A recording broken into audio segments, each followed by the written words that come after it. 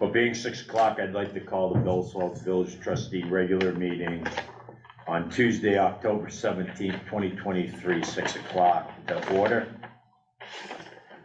And move on to approving the minutes of Tuesday, September 12th, 2023. I'll move approval. I'll second. Motion has been made and seconded. Is there any discussion? Hearing and seeing no discussion, all in favor would say aye. Aye. Opposed, no. And the motion carries. Are there any additions to the agenda for routine administrative matters and/or pressing matters that will require ratification at a future meeting? Anything to add to the agenda? Anybody? No, the only thing is we will request an executive session for the end of the meeting, Correct. but that's it. Nothing on the routine agenda. Okay.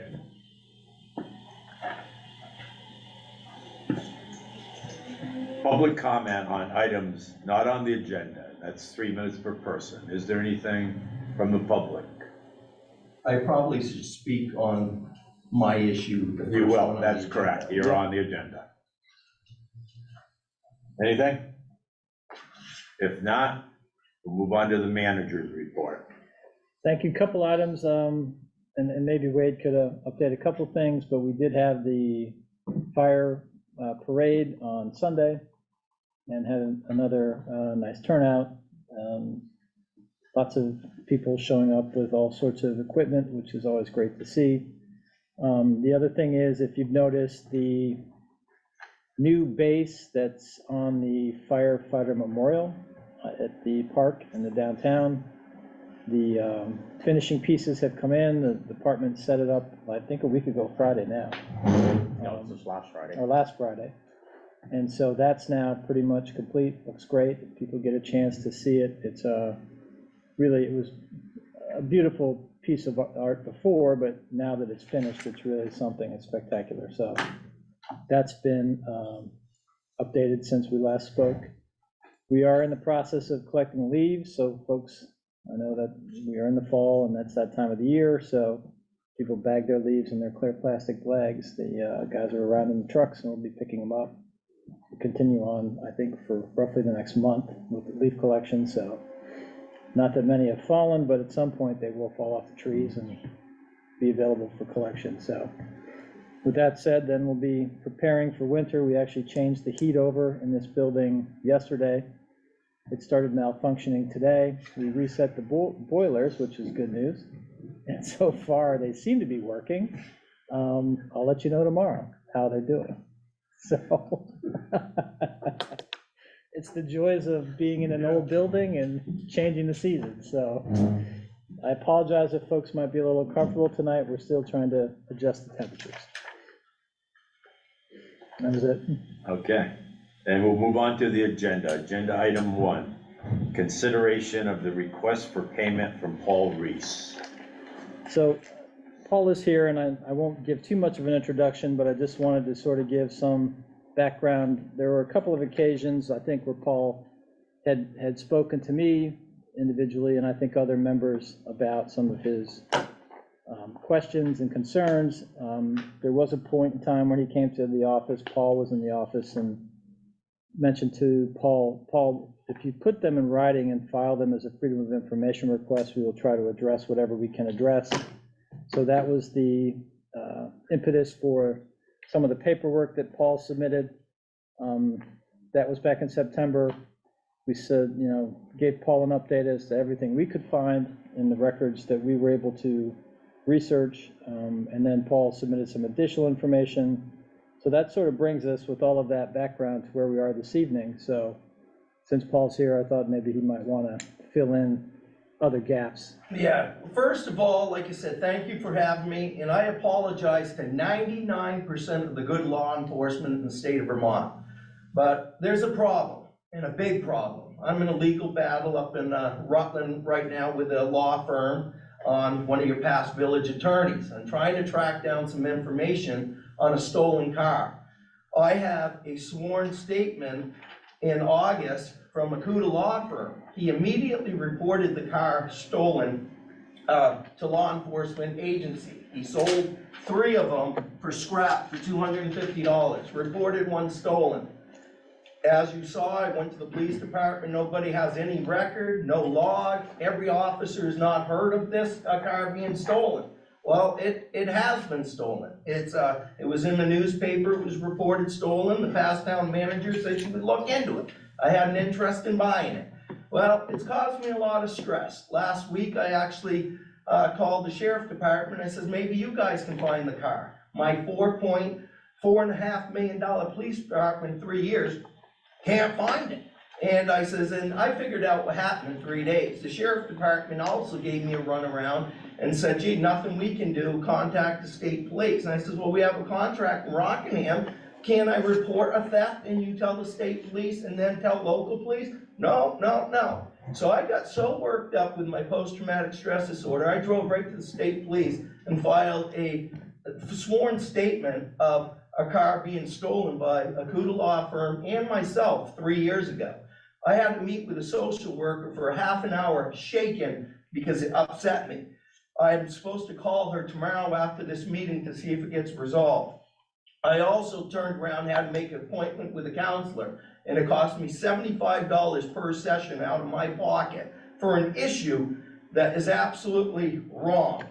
And I apologize to the good officers, but years ago when I was looking into this car, one of Bellows Falls officers in uniform pulls up to me laughing, and he says, Paul, it used to be a good community around here until the blacks moved in. Well, I have 20 African-American friends, and I'll tell you what, they didn't steal the car. And I don't think the NAACP would like me to tell that story Saturday at the Elks in Brattleboro.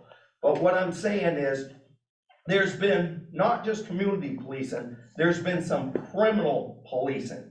I have interviewed people, talked to people, where people have actually taken cash payments and let people go for drugs. In exchange for sex, let people go for drugs in this community.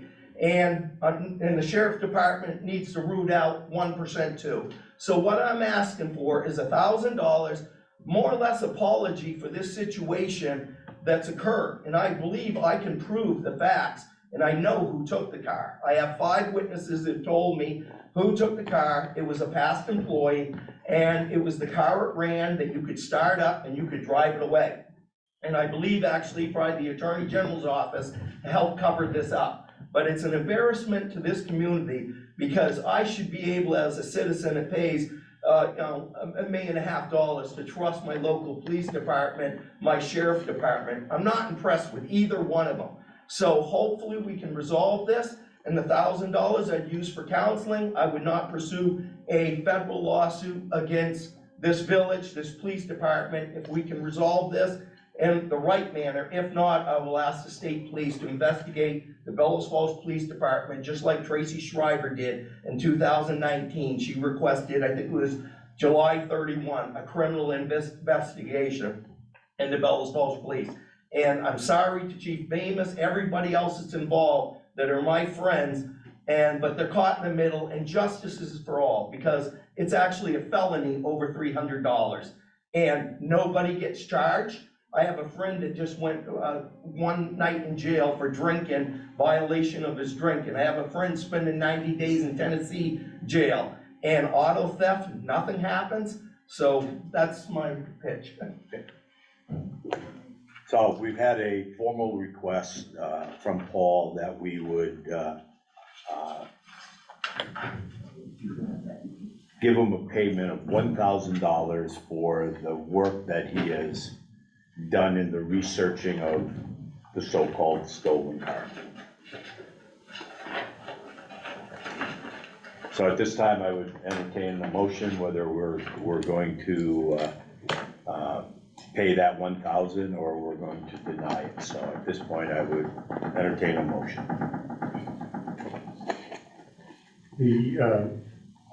I would recommend that we accept the manager's report on this item, which basically says that he has found no records or any other records that would indicate that the village had payment due. And so I would accept the manager's report and make that a motion for the board. I'll second it. Okay, so we have a motion has been made that we would accept the manager's report, that we have basically done our research and in all reality, did not request that Paul do any of this research and therefore deny him the payment of $1,000. Fair enough, is that where you're headed? Yep. Can I Been just seconded. respond one thing? So if you're denying me, I will move ahead with the Vermont State Police to investigate the Bellows Falls Police Department for auto theft. That's fair enough. I have one question on. Sure. I had to step out for a minute, but did you own the car? I had an What's the background? interest, I went and looked at it 3 times, and 3 of them were totally junk, and everyone knew I came to a meeting, had an interest. So finally, I went up and looked at it again, and I says, you know what, I think I'm gonna offer $800. Well, the car disappeared. So I came back to Wendy Harris at a live meeting, and I says, Wendy, just jokingly, I says, I guess the car is stolen. I says, it's gone. And she says, well, we did get a report that it's stolen. We're looking into it. And it came into the paper that way. So I immediately went, called the Cuda law firm, and Patrick Cuda said, Paul, I sold 3, and I told them, I immediately reported it stolen. So I says, oh, okay. So now I go to Bellows Falls Police Department, and Corporal Keith comes out, and I said, Mike, I said, you guys find the stolen car? No, Paul, never even heard of it. He says, where'd you hear that? I says, a Cuda law firm. So he kind of laughed, and he went back into the department. And he sends out Chief Bemis, and Dave, I'm friends with Dave, and he says, geez, Paul, when did that happen? And I says, Cuda law firm, and he says to me, he says, well, I'm not saying it didn't happen, but I don't got a report of it happening, and that's where it got interested. Because if Cuda reported it stolen, it should be on a police lot. I don't think he wants to lose his attorney license to lying to the Vermont Supreme Court Bar Association, but that was his statement in August. And I gave sworn 3 hours deposition up in Rutland Law Firm, and it's gonna get interesting. I mean, you actually could be facing, or the state of Vermont, a $3 million lawsuit. I thought $1,000 was fair, but that's where it might be going. So we have a motion on the floor that we would deny this $1,000 payment. It's been seconded, following the manager's response to the Freedom of Information. Everyone ready for the vote? All those in favor of the motion would say aye. Aye. Opposed, no. The ayes have it, and we'll move on to item 2 on the agenda. Thank you. And this is review ordinance committee update, chapter 4, offense against person and property. So the ordinance committee has been working for a period of time, looking at all of our village ordinances with recommended updates. So you can see that some of these are in blue in this particular section. I'm not asking you to do anything at this point to adopt. What I wanted to do is just bring it to your attention so that we can bring it forward to our attorney for a final review, and then we'll come back to you after that. If there are no other questions or concerns, for a public hearing and then ultimately adoption. We're going to be doing this with multiple chapters, so this will be coming to you in sort of pieces, but I thought that we would at least start with this one. This seemed to have the least amount of activity that we would need to look at, or any new changes in state law, or any other real significant scope changes in the ordinance itself, so. Yes, The question I raised, I don't know if it's the next. that's the next agenda item. Yes. The ROW, which is a resident-owned, or Well, it's actually the right-of-way. So right. that's where most of these, the concern is when people are leaving stuff in the right-of-way. How do we address some of those problems? And I know from well, from personal experience, I put something out, my wife he put something out in front of the house, it was gone in 15 minutes. And so I think the issue that I have is not that someone tries to offer this to somebody. It's that. So I'm just gonna stop you, Okay. because I think that's item 3 Oh, on the okay. agenda, Should- and we're actually, should be added to this, though. well, That's- I think we're gonna probably come Okay. back, so I think what we're doing right now is reviewing this part, Yeah, okay, of the change in the ordinances, and just that if there are any questions or concerns that we would have, we could pass those along to Scott right now. Right, Otherwise, it will go to legal, and then it will come back to us for final approval, is my understanding. yes. We'll So have- are there any questions, I comments? don't have any. Okay, I'm good. well, everybody good? Okay, so then we're gonna move on to item 3 on the agenda, discussion of items left in the public right of way. So go ahead, Jakes. So like I said, I personally don't object to someone offering an item, but in some cases, there's stuff that left there for weeks and months, and I think we're going on a year in one property. And I think that we ought to cover that, because it's an eyesore. It's left there, and, who knows what happens with it, what gets on it, what kind of animals are around or whatever. So it could be a public health issue, if not just an inconvenience to neighbors, et cetera. So I do think that we ought to have this ordinance committee address it, because, as I said, to bar it completely might not be the best thing, but whether you give them a couple of days or whatever, it needs to be moved. So.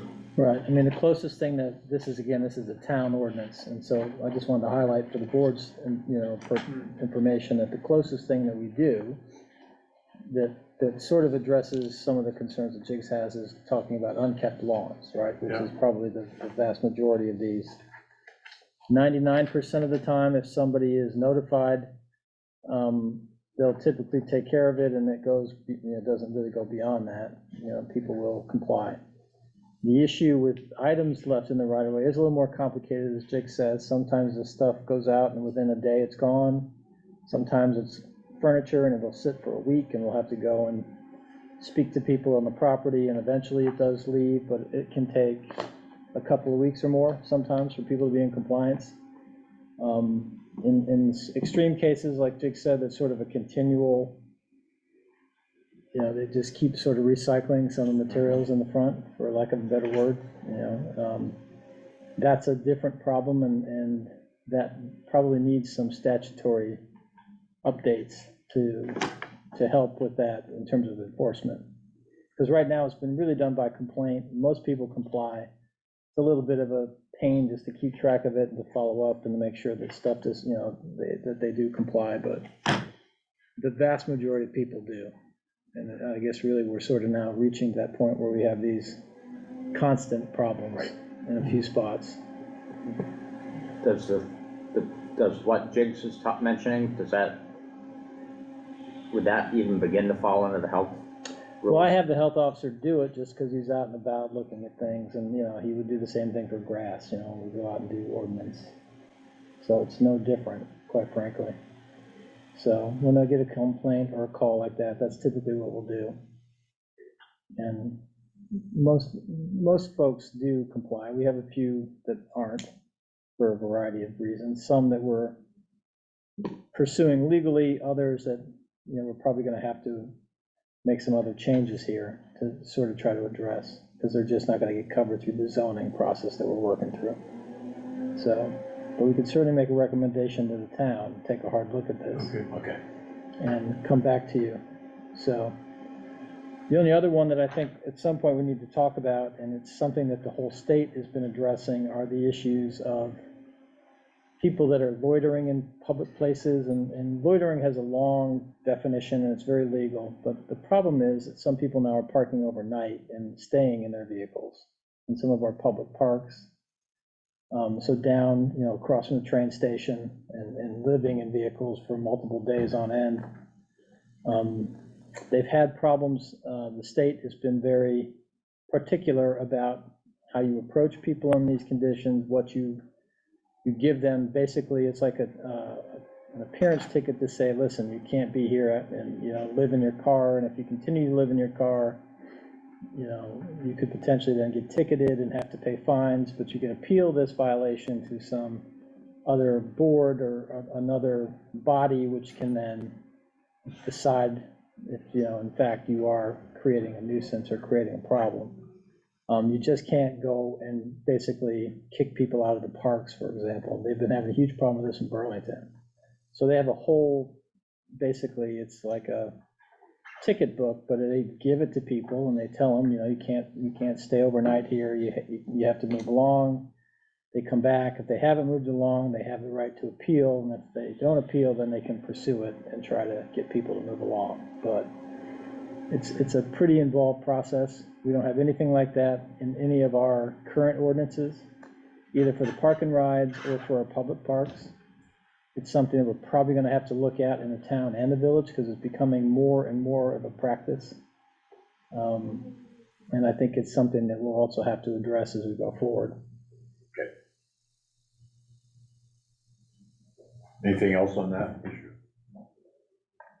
Okay, we'll move on to item 4, consideration for relief for a water leak issue at 50 Canal Street. And we have This is a copy of the bill, and then there's some information from the owner. Basically wrote it to Pam, because that's who they normally pay the bills. I brought it to the board's attention only because of the size of the amount that's being requested. In the past, most of the time, if somebody has a leak, we'll go out and, make sure that we repair the problem, whatever it might be, whether it's our problem or the owner's problem. And then we try to come up to some reasonable accommodation for the additional water that goes through the meter. And most of the time, if you relieve some of the sewer costs, people pay for the water since the water did go through a meter. Most of the time that resolves the problem.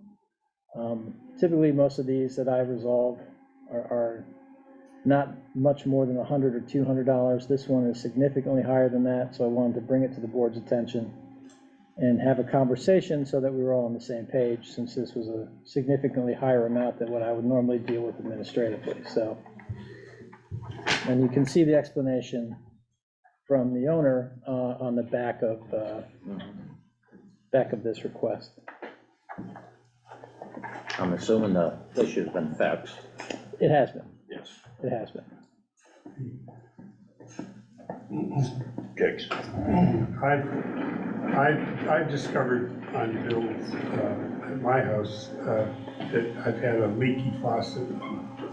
It hasn't added up to this amount of money. Right. But I think having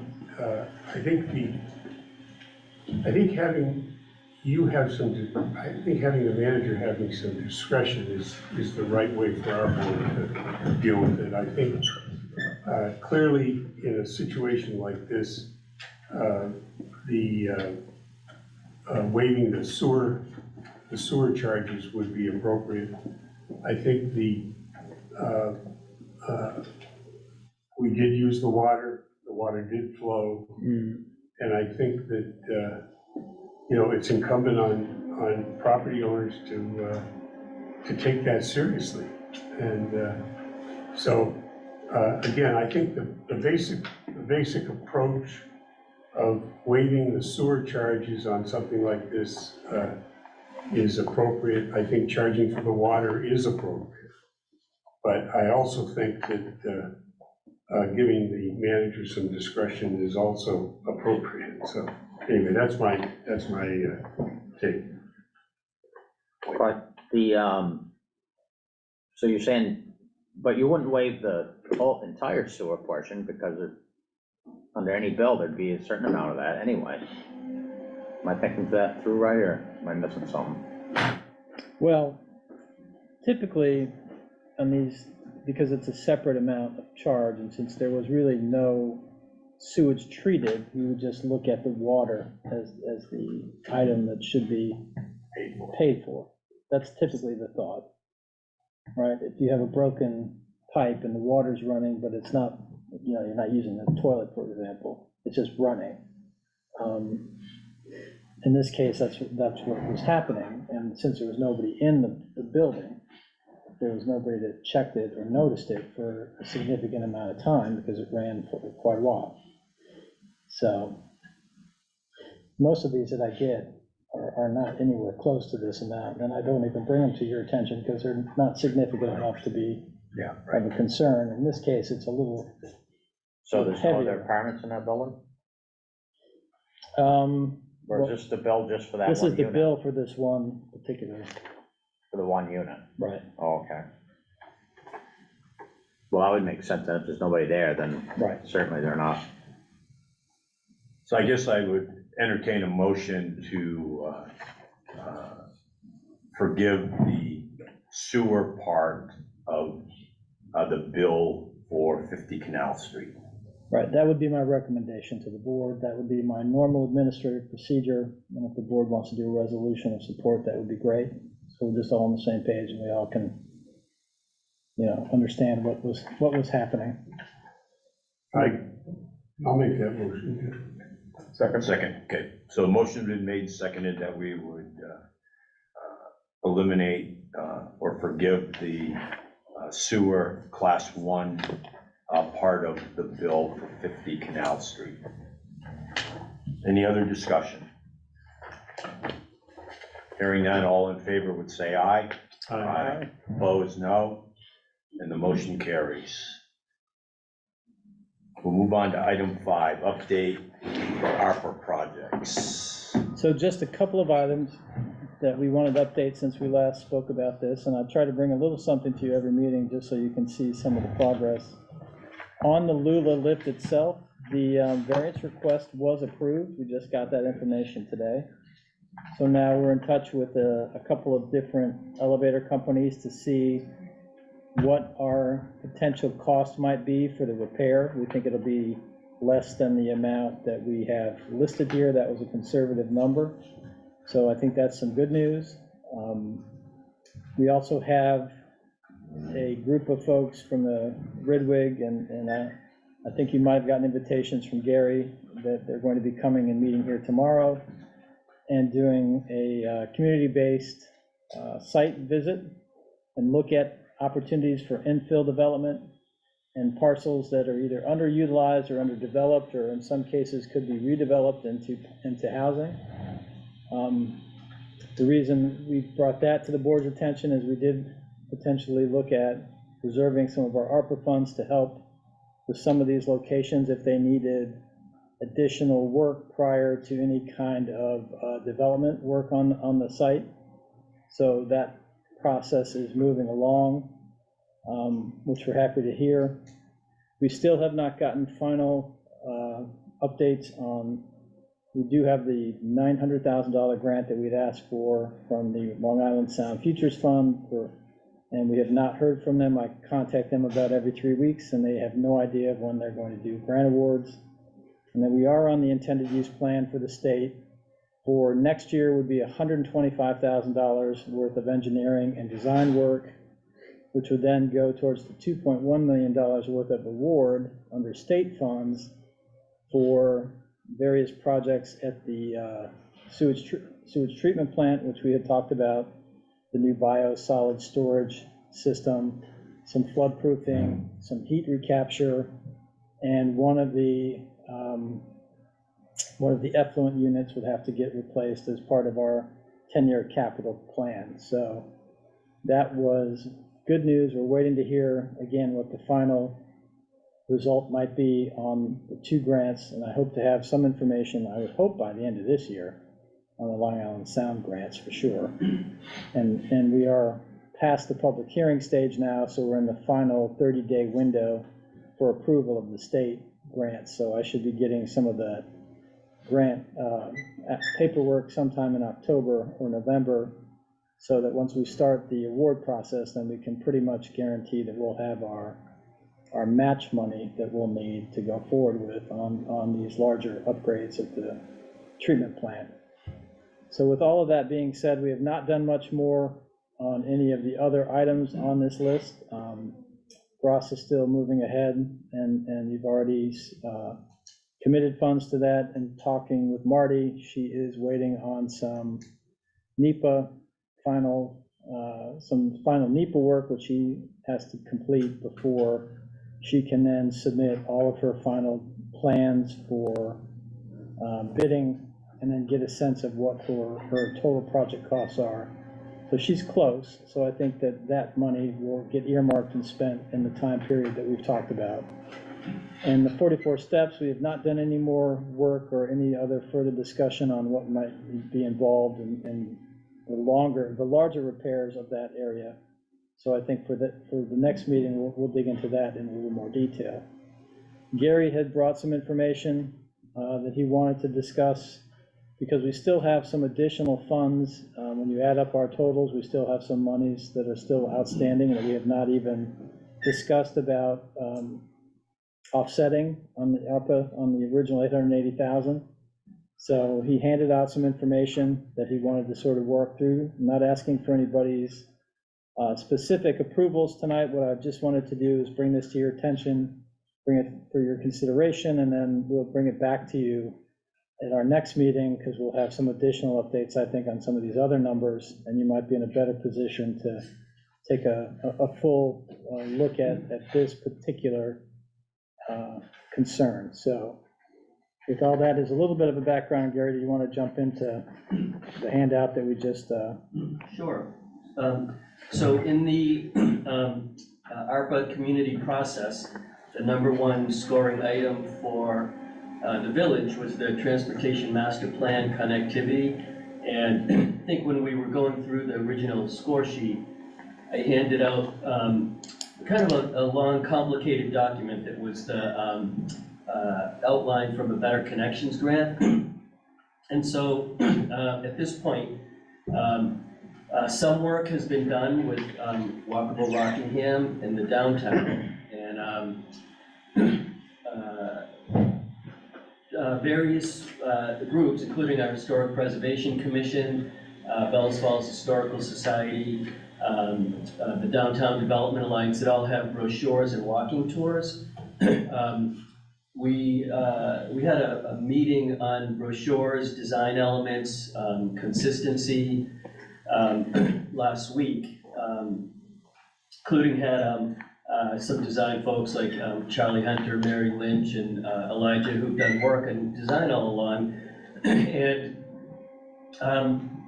feel like this is the boiled down waypoint connectivity proposal, what you have in front of you, and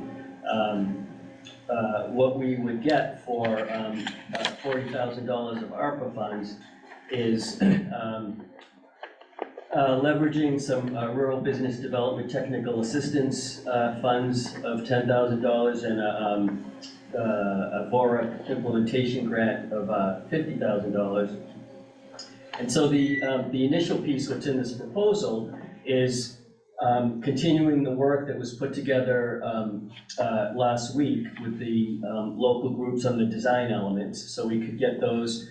They want to have one central place where anyone who's doing a brochure, some design element that connects it to Bellows Falls, Rockingham. So whether you're looking at a historic walking tour that's the village, or economic vitality downtown organization brochure and tour, they all have some similar design elements, so you know that they're Rockingham and Bellows Falls. So this would get those design pieces on the Google Drive first, and then identify what are all of the individual projects, where are all the, like all of the walking tours, the trails,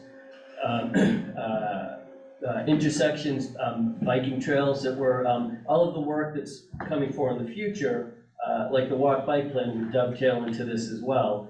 So delineating the individual projects, putting a budget to them, cost, what would the cost be, and where would we get the funding sources, And then for each project, who's gonna carry it out and when, so that there's a, you know, a triage of, you know, which things we can do first, which ones are a year down the road, 5 years. And so that would be the middle section of this, and then the last piece of the ARPA funds, the last piece of this initial project would actually put some of the signage on the road in the downtown, get some of that wayfinding signage. So when a visitor comes into Bellows Falls and, you know, I heard you had some walking tours, but where are they? How do I know that? They could see right in the kiosk out in front, scan a QR code, shows you where all of the walking tour brochures are. You can pull all of those up. And the implementation piece, both the USDA grant and the VORA grant do that type of implementation of wayfinding websites. So we could actually build out that website, which could help us with some other pieces that we hear a lot about in terms of improving our website, the customer visitor facing side. So anyway, that's what's. So I think a lot of these are supplemental and value adds. So we're not replacing the BDC brochures, for example. We're going to be able to supplement those and create a way that they're more accessible. Same for the historic walking tour. A lot of the information that's down at the Chamber of Commerce is a little bit's out of date. Some of it's really probably needs to be replaced. So it's consistent and it's also accessible. I think the QR code piece, as well as the Historical Society pieces, all the other pieces that tie together, this would be a way for us to pull all of that together and coordinate all that, not replace it, so they would still be responsible for maintaining their brochures and maintaining their existing outreaches, but we would, I think, make it more effective. And then certainly it helps us with our web design, as we've all talked about. We're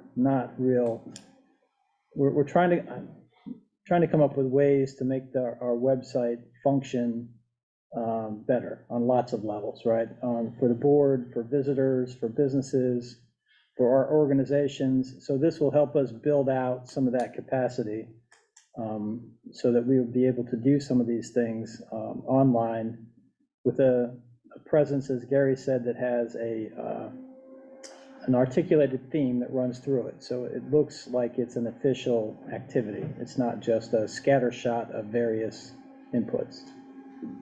So it fits, I think, with some of the things that the board has been looking at in terms of taking the ARPA funds and trying to leverage those funds as much as possible with other funds to get the biggest bang for your investment.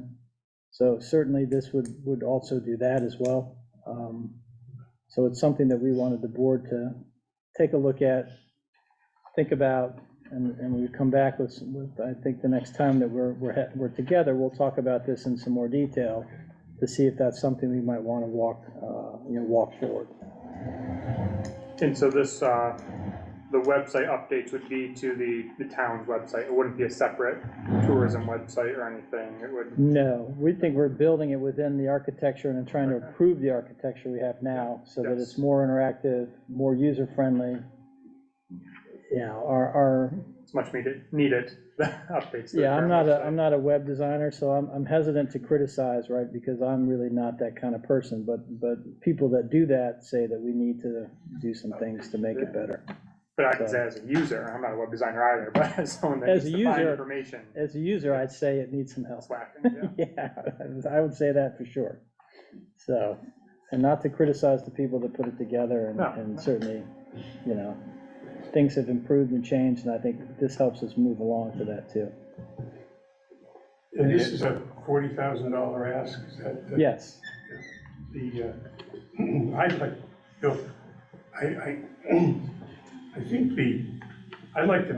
would like to make a motion to just spend this money, but I think we'll wait until the next meeting. Yeah. Because we've gone over and over and over. And Right. the biggest question that I have, like on this list, Scott. Yep.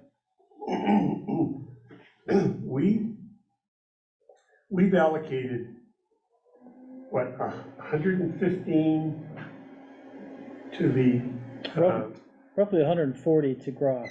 okay, that's The already been engineering done. and two different tranches for the actual Okay, boiler. so that's done. And then we also did a 58,000, I think 58,000 is the contribution to the roof or something. Right. So we ought to show that as. I will put that on there as as complete, just so that committed. it's, So in right. other words, we've got the 140 and 58, or 198,000. So we're down to around 700,000, what? Approximately, yeah. Okay, 40. so I think and you know, when you look at some of these things, like I said, I would just make a motion to do what you've got here tonight, but I won't, but Right. but I think the question I have is that if we say, let's take underutilized housing restoration. Yes, Let's say we put 100,000 there. And the ARPA funds have to be spent by whatever. December 31st of 24. 2024. correct. Okay, so we've committed 100,000, we come up to September of next year, and we haven't spent any of it. It seems to me that we need to have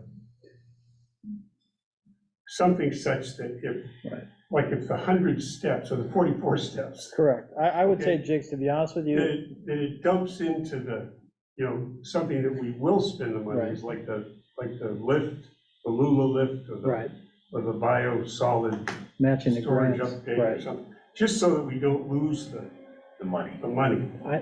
Usually in March, we start getting serious about doing our budget for May. And so I would say to the board, we will have, by March of next year, a very committed spending plan that we'll know, right? Every item on here, where it stands, and is it going to be expended within the December time period? And if not, then we'll make recommendations with the board's input as to adjustments to projects we know we can complete, because we're not gonna let any of this money expire, for sure. All right, good. So So- let's try to Right. make a vote next time. So Yeah, I think we'll hopefully have enough of the information. The lift has been sort of a great unknown, as it sat there without knowing if they were gonna give us the variance. Now we can get real pricing. That's great. So I can feel Yeah. more confident to a number that I can tell you. Yeah. So, Wait, Actually, what was I gonna say? Lost my train of thought. One of the things, I will pass along a message about the Lula lift. Did the chief get hold of you? I talked to him Like this in the last 2 afternoon, hours? not in the last 2 So hours. one of the guys that's gonna look at the lift is gonna meet him at 7 o'clock Is he? Okay, tonight. that's good. So, Yeah, he had reached out to some people because we were Yeah. anxious to get this thing Yeah. back to the board and try to get you some information, so. oh, my other question was, I thought these funds had to be earmarked by the end of 2024 and the project's completed by 2026. Does 2026 have something to do with it? Or am I thinking The something last different? there's a couple of different, they haven't really given us a definition yet, so I think for us, in order to feel satisfied, we want to make sure that we have our money spent by the end of 24. Some of the project work itself might extend out past that, but you'll expended the money. Okay. So, for example, if we're doing stuff at the sewage treatment plant, we'll be working on that well into 24 and 25, but we'll Right. spend that ARPA money early so that it's done. Done, yeah. Correct. And then I think they want to see all the projects wrapped up by 26, whatever you're doing, I think is the idea. Yeah, I agree with that feeling of urgency, Jigs. I'm curious details on, I must have missed stuff for tomorrow with that site visit. Not sure if something you're able to just send along, or it's a quick I know. meeting here at what time? 1 o'clock. It's 1 o'clock, it's a group that's coming, right. And they're doing Is this the some, Reddit? it's part of the Redwig, and they're doing some field work. They've got some sites that they're gonna go and check out and try to target specific locations with the idea that they could redevelop these properties, bring them back into productive use.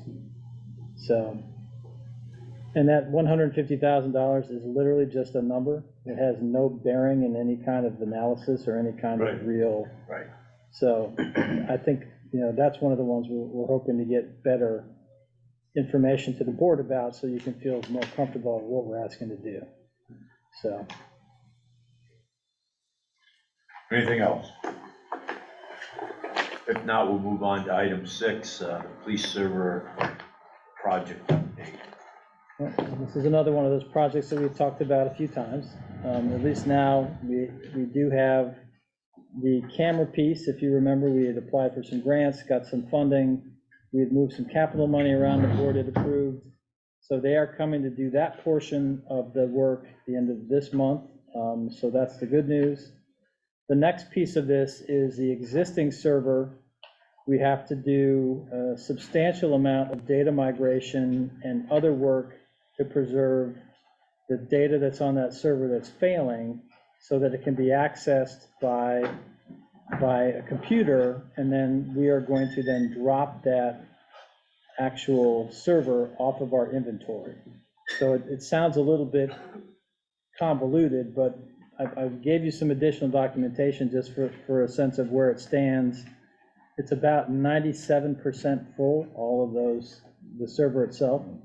So it's functioning in a very, it's basically stuffed full of data. And the concern is, right now, it's not always backing up appropriately.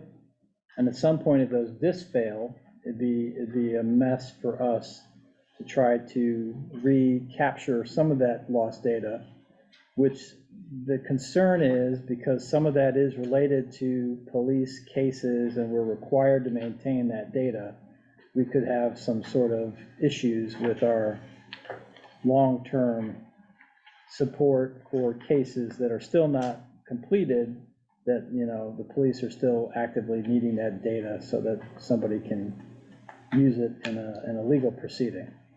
So we want to get rid of this server. I think it's important that we get this next step of the project moving in November, once the cameras are in, because once those cameras are in, the old system is off completely. The data on that new system, as we talked about, goes up to the cloud.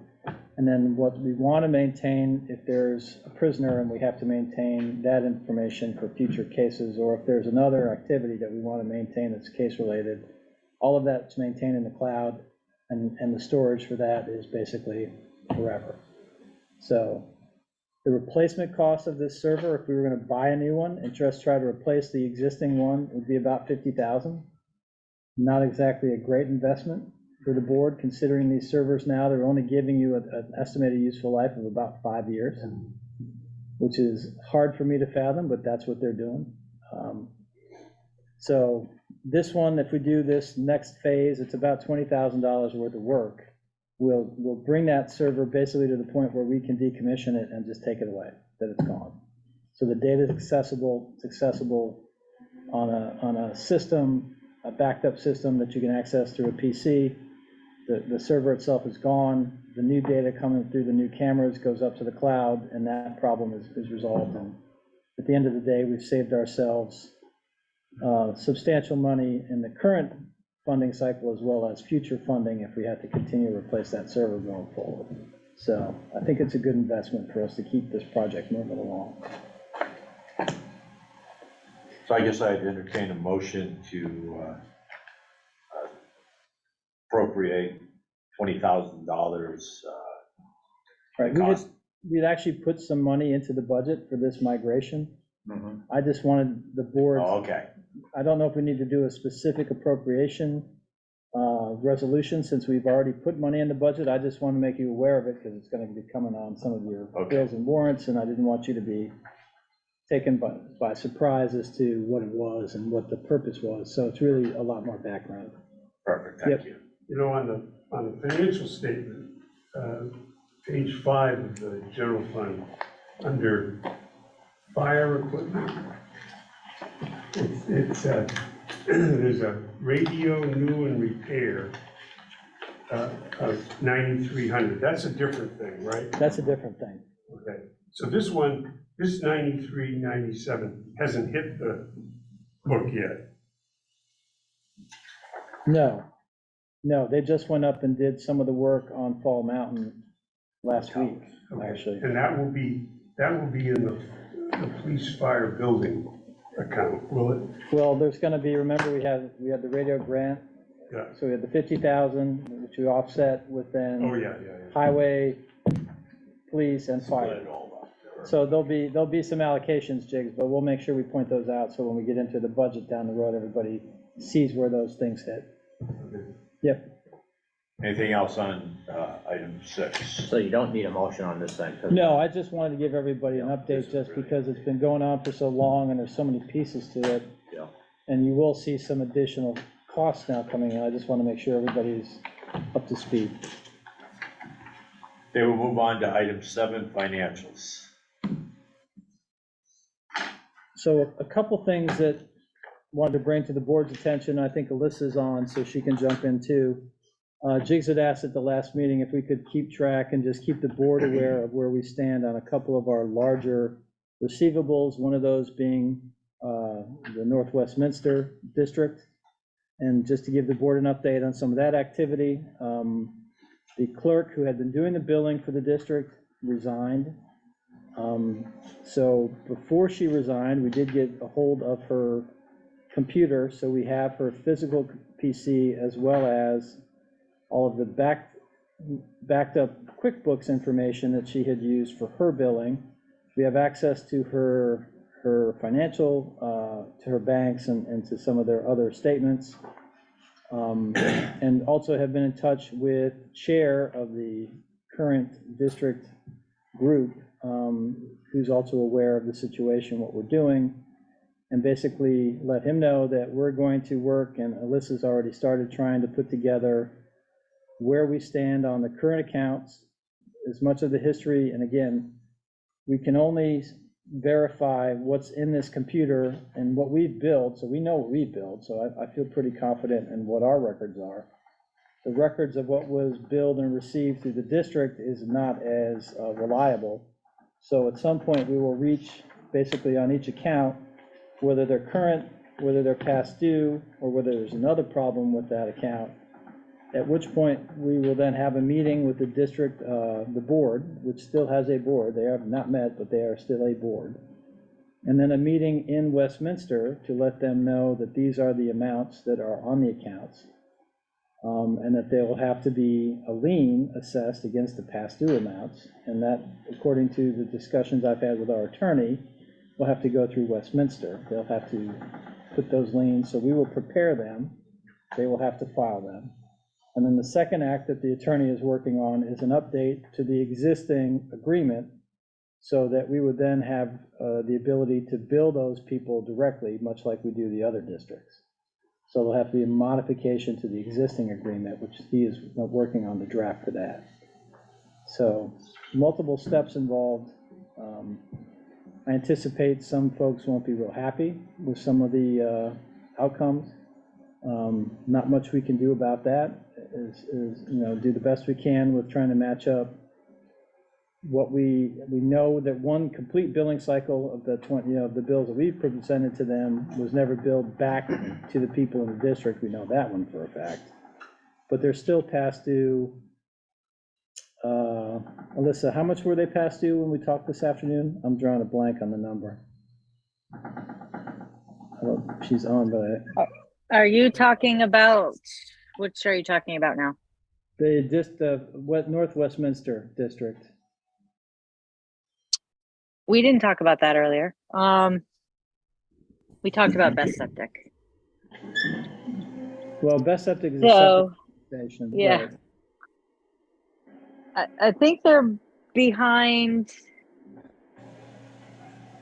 2 complete billing cycles plus the one that she didn't even bill. So 2 bills, at the end of this month, they'll be behind 2 of the $23,000 billing cycles plus the one that she didn't bill. So that's roughly $23,000 per cycle. That's gonna be close to $69,000, $70,000 roughly.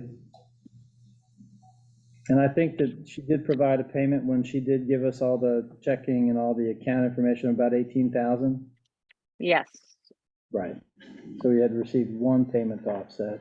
some of the past due of 18,000. So we're looking at a fairly substantial amount of past due on that particular district. On the best septic, they did maintain their payments for September. We did bill October, if I'm correct, Alyssa, we billed Yes. them 21,000 roughly. Yep.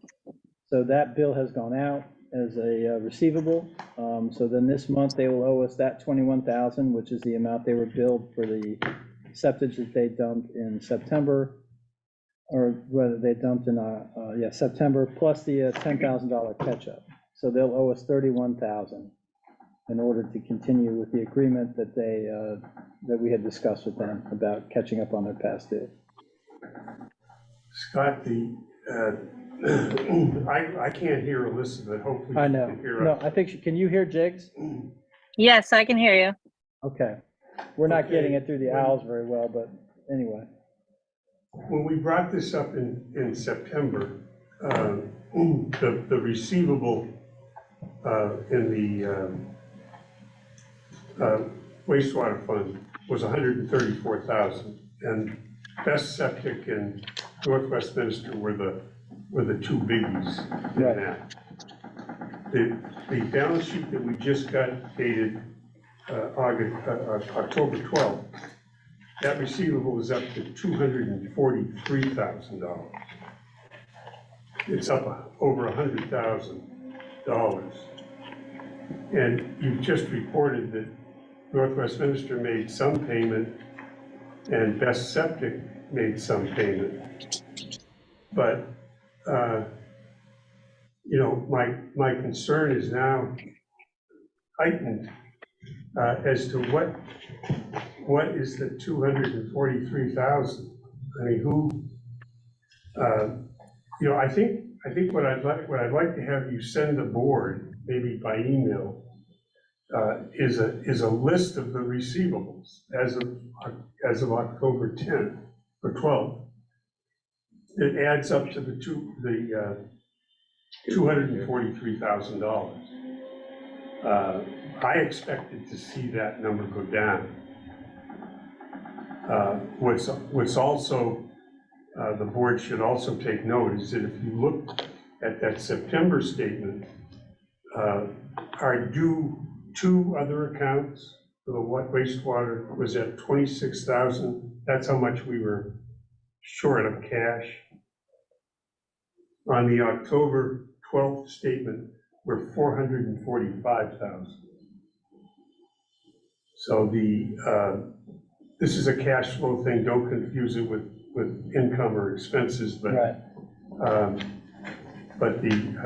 The timing of some of our debt service payments are loaded in the front end and all of that. But it's a big part of that. 243,000 of that 445,000 is these receivables. And as I said, the fact that they're up 100,000 is really alarming to me.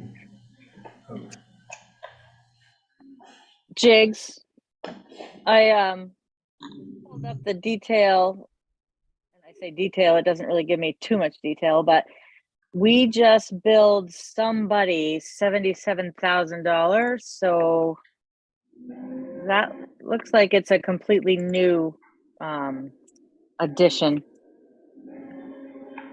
77, that's not either Best Septic or the Northwest Minster District?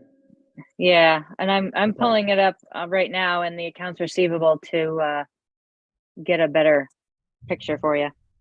Okay. I didn't get it. Yeah, sorry, what'd you say? So she's looking at the accounts receivable detail right now. There was one large number that was added to this current cycle of 77,000. But that was not related to either the problems that we talked about with North Westminster or the septic. So I think she's trying to figure out what that 77,000 was in the accounting detail.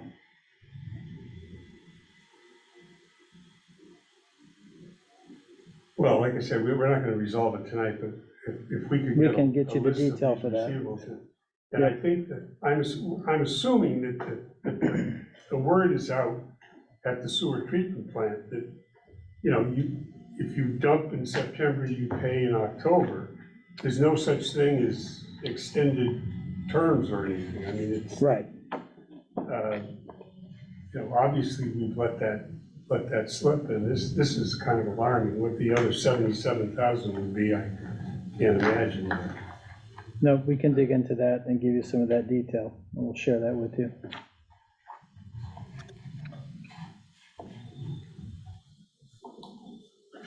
Anything else on financials? Well, there's the usual kind of questions on some of the numbers.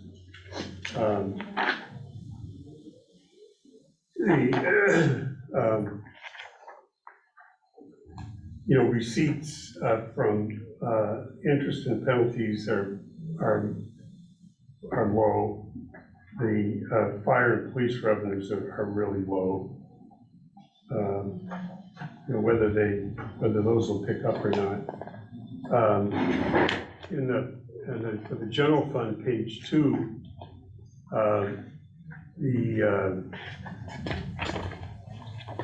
the village manager account seems to be, unless, I mean, like, if you look down under finance office, you'll see an entry for resource manager or whatever. And up under the managers, you've got resource manager, which hasn't had any expenditure. Any expense, So, right. you know, I think you know, whether that's a miscoding or whatever. Some of the, you know, Yeah. you look at the salary accounts, we're a little over a quarter into the new year. So we would be between 25 and 30% of the salary account if you're on budget. Yeah. You know, assuming October's already had a pay period.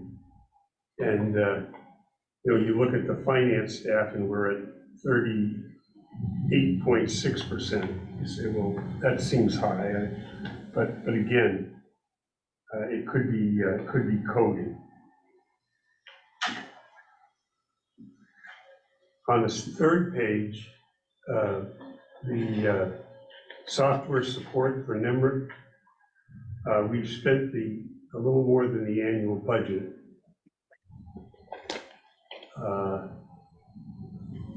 So I don't know what that is, but Okay.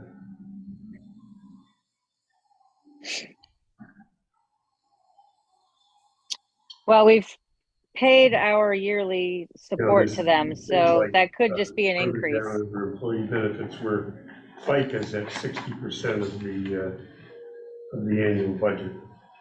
So it's something is, we don't have that many employees, Right. so it's hard to.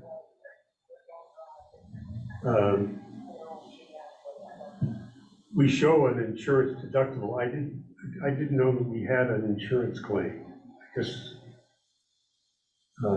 we show on page 4 the top that We paid one claim, I think, for a police vehicle, if I'm not mistaken, where we hit a car. I think that's the only thing that we've done, Jigs, that I'm aware of. So we use the deductible. We use the deductible, right. Okay, so there is an insurance claim, I guess. Correct. Yeah. There's a couple insurance claims. Then under fire department, under the salary account, it shows maintenance of $1,200, and I was wondering what that was. So we have been using an extra person in their building to do some additional work in the building. So I think they've been charging some of that expense to that maintenance account. What kind of work? I mean, is it? Some of the things that we couldn't get to, so like last year, for example, when we had the lift and we did some of the ceilings and painted some of the areas inside the building because we had ordered a lift to do some other work. They're doing those types of projects. We're also doing some work with replacing some of the carpeting and some of the other floors, and then When we did that, we had to do some other work around painting and some other repairs, so it's that type of work, just the general wear and tear in the building, I so. just think that the question of putting it under the fire department salaries as opposed to the building expense I mean, we could certainly look at making, it would be the question. I think, Okay. you know, the fire salary account ought to be what we pay the firemen. Right. Type of thing. Yep.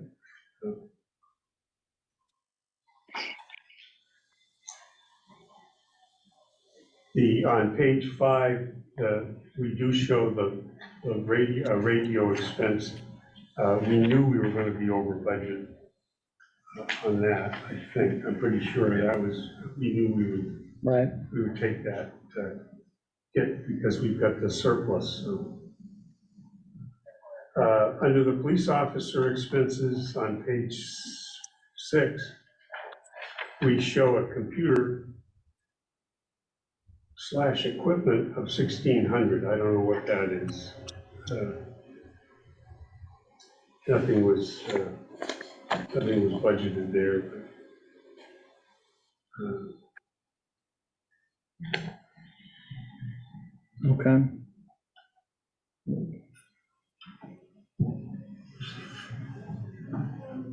and then under the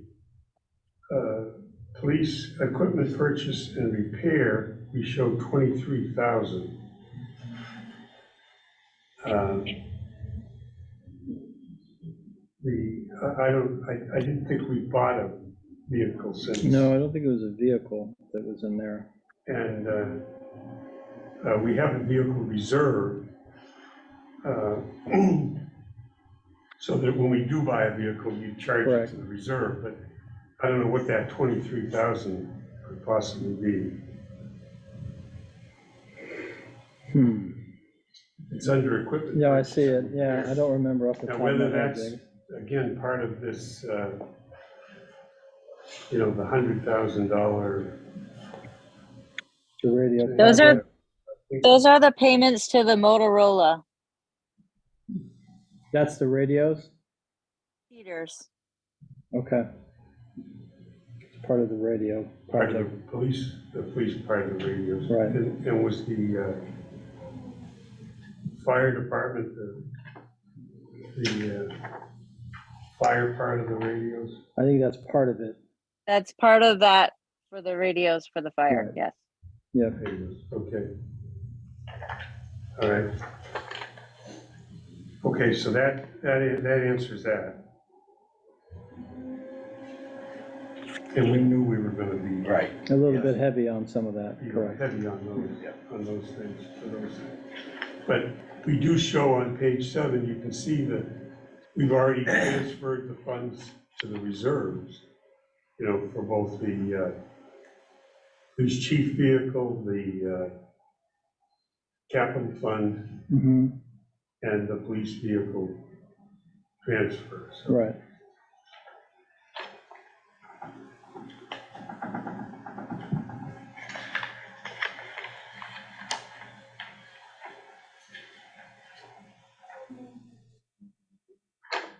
That police chief.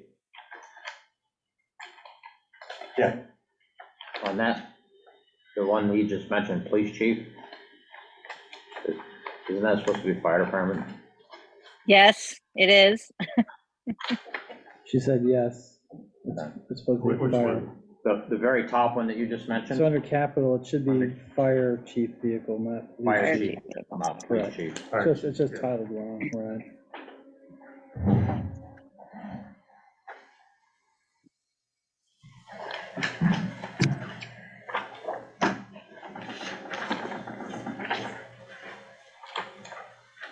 So Anything there's a else? couple of those things that require some follow-up. Yep. But Definitely. Okay. the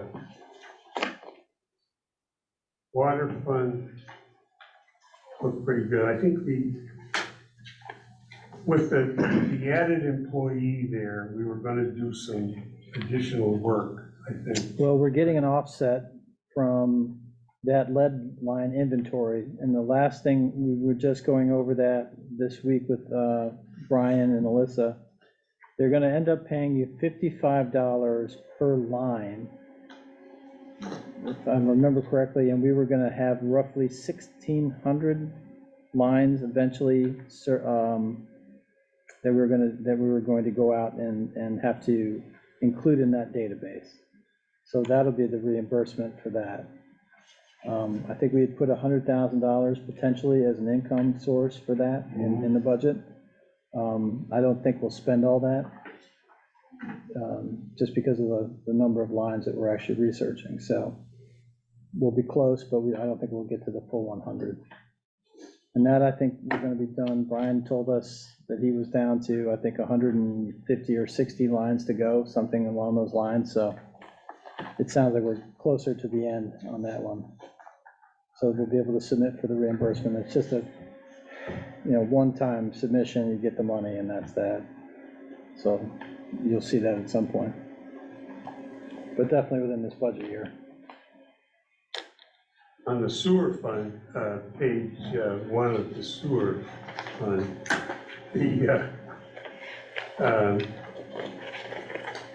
under Saxon's River, I'm pleased to see that they paid us $136,000, but somehow I doubt it. I know when we looked at receivables the last time, they were delinquent. But our annual budget is $68,000. It shows having received $136,000. Saxon's River. I think they were past due, plus I think they also paid the current, if I'm not mistaken, Jake, but I'll double check that, right? Check that, yeah. Yep. It looks like the septic is on budget. We're 3 months into the year, and or 4 months, 3 months into the year. And we're at 32% of the budget, so.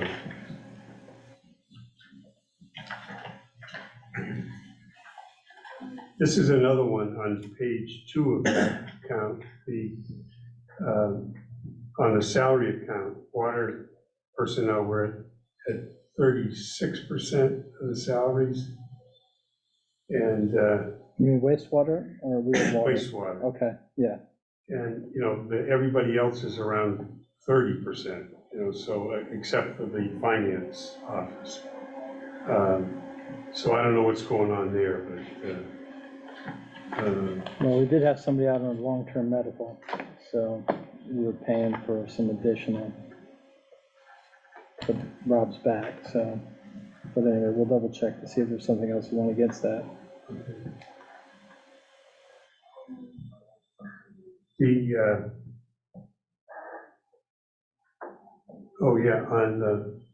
On page 3, the top there, the sewer line, the $36,000 item. Is that what we were talking about, getting reimbursed on, or?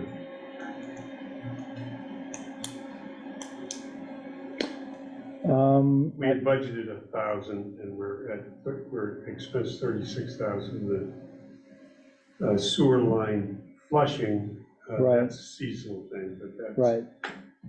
I know that we had done a couple of repairs, but there was something specific in there, Jigs. I don't know if we actually charged some of the overhead from the, some of the street paving because of all the new, raising all of the structures, but I'll double check to see if that's part of that too. I thought, Because we charge water and sewer for some of that as well as part of the paving.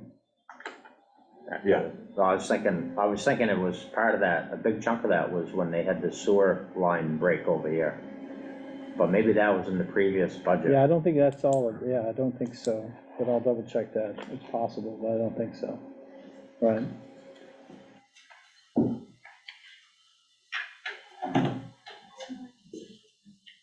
Is That it? that's it. As I said, the account is now borrowed to the tune of $450,000. So it's Yeah, we'll follow up with an email on some of these items so the board gets an updated picture. thank you. Any other questions on financials? About the review agenda items for our next meeting, which is November 14th, 2023. We'll have some of the updated ARPA on there for sure. Hopefully by then we'll have had the legal follow-up on the first round of our ordinance reviews, so we can talk about setting a public hearing. Trying to think, there was something else that I was going to put on there, and now I'm drawing a blank. Anything We from should the talk board? the receivables in the sewer. I'll add that Really- again. Really go through that. Yep. Yep.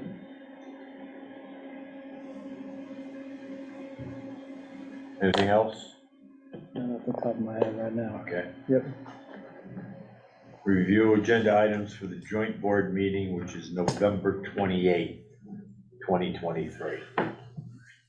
We're hoping to have at least the first piece of the review for the fire feasibility study, and I'll be sending out to members this week a survey from the project team from AP Triton to each of the elected boards. So it's just a Survey Monkey, so it'll be a link, and it's just something that they're asking each of the elected officials as well as department members to fill out so they can gather some additional information. It's confidential, so who they get the information from, it's not published to say, okay, this was, your responses and this was my responses. It's just another tool for them. So that'll be coming out to you this week. I don't have a email with, at BF Brock or whatever. I'll have to send it to the normal, that I normally send to for you. So, Anything else from anybody on that? If not, we'll move on to review and approve orders, bills, and warrants. So moved. Is there a second? I'll second. Motion been made, seconded, that we will review and approve orders, bills, and warrants. All in favor would say aye. Aye. Opposed, no. Motion will carry. Other business. One thing I want to remind this board is that we do have a BCA meeting on tax abatement on next Tuesday, 10/24 at 5:15 PM. And I know there are a few village properties in there that we will be talking about going over abatement. What time's that? 5:15? Quarter after 5, 15 minutes per Yeah. case, and I think it's 7 cases, 7 abatements. We got information on 3 of them today. I think you should get all of them. Okay, because I only saw 3. Okay, right after the meeting, we could, because I have hard copy of the whole thing, so. Any other business, Wade, I can't think of anything. Connor, I think we're good. Diggs, No, I'm good. anybody? Okay. Jake, oh, Kathleen had a question. Oh, yes. Yes, Kathleen. Jake, I just wanted to tell Jakes, one of those emails had like 5 attachments to it. So one of the emails, I think, was for 5. I had to send it in 3 different. Okay. Okay, That could be he's gonna six. check. Okay, thank you, Thanks, Kathleen. Kathleen. Yep, At this time, I would entertain a motion to go into executive session. I move to find that premature general public knowledge would place the municipality at a substantial disadvantage as we discuss a contract matter. I'll second it. Motion been made, seconded. Any discussion? Seeing none, all in favor would say aye. Aye. And I move that the board enter executive session to discuss contract matter under provisions of Title I, Section 313A1 of the Vermont statutes, and invite Good night, guys. the municipal manager to participate. Second? Is there a second? Second? Motion been made, seconded. Any discussion? Seeing none, all in favor would say aye. Aye. Second. All right. Record.